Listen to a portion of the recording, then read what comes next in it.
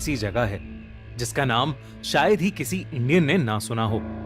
Kota IIT की पढ़ाई का एक बहुत बड़ा हब है, लेकिन इसके साथ साथ कोटा में कई राज भी छुपे हैं। कोटा में एक ऐसा पैलेस है जिसे लोग भूतिया मानते हैं।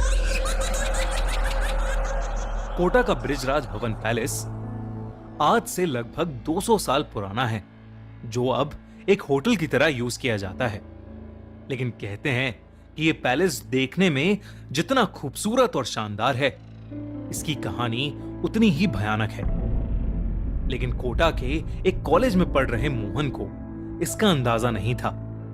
मोहन हिस्ट्री का स्टूडेंट था और अपने प्रोजेक्ट के लिए मोहन को किसी 3 हेरिटेज बिल्डिंग्स पर रिसर्च करनी थी, और मोहन ने उनमें से एक हेरिटेज बिल्डिंग चुनी, कोटा का बृजराज भवन पैलेस।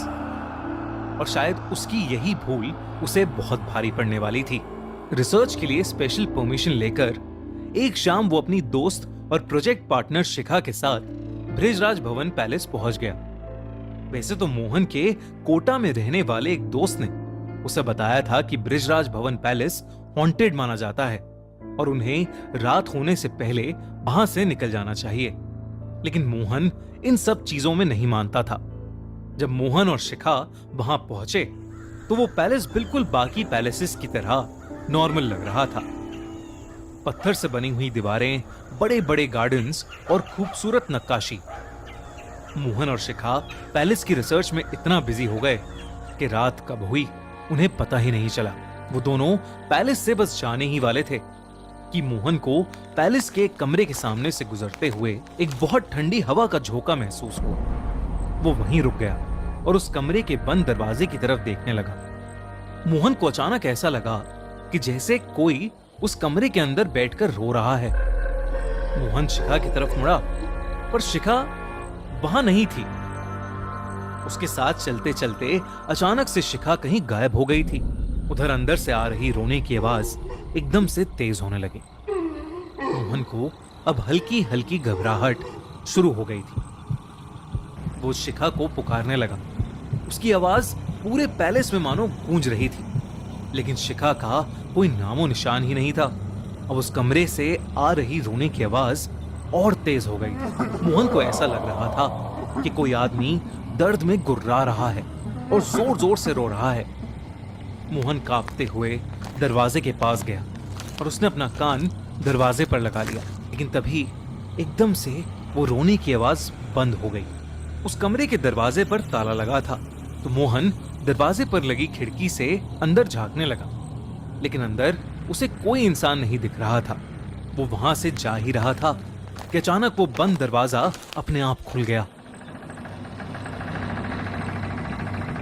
मोहन को कुछ समझ नहीं आया कि अभी जिस दरवाजे पर ताला लगा था वो अपने आप अचानक कैसे खुल गया। मोहन हिम्मत करके उस दरवाजे के अंदर चला गया। उसने देखा कि कमरे के कोने में एक रोटेटिंग चेयर पर एक हट्टा कट्टा आदमी बैठा है, जिसकी पीठ मोहन की तरफ है।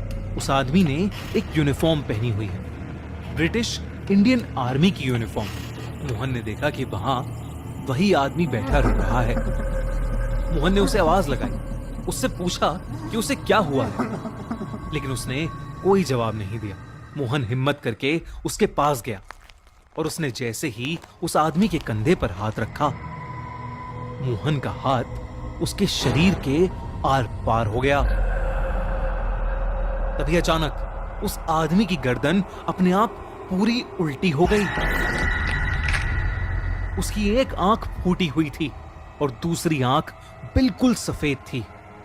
ऐसा लग रहा था कि उसका पूरा चेहरा सड़ चुका है। वो अचानक रोते रोते रुक गया और इंग्लिश में अजीब अजीब सी कमांड्स देने लगा, और फिर उसके तुरंत बाद एक अजीब ढंग से हंसने लगा। ये सब देखकर मोहन बहुत ज्यादा डर गया। वो सीधा दरवाजे की तरफ भागा, पर दरवाजा बंद हो चुका था। मोहन उसे खोलने की बहुत कोशिश कर रहा था, लेकिन वो दरवाजा खुल ही नहीं रहा था। तभी मोहन ने देखा कि वो भयानक आदमी उसके ठीक सामने खड़ा था और उसके हाथ में राइफल थी, जिसे उसने मोहन पर तान रखा था। कमरे की सारी लाइट्स अचानक फ्लिकर करने लगी। मोहन अब बिल्कुल सुन पड़ गया था। उसे लगा कि उसकी जिंदगी का आखिरी दिन नजदीक आ गया है। वो आदमी जोर से चिल्लाया और उसने अपनी राइफल चला दी। पार्ट के लाइक एंड सब्सक्राइब करें।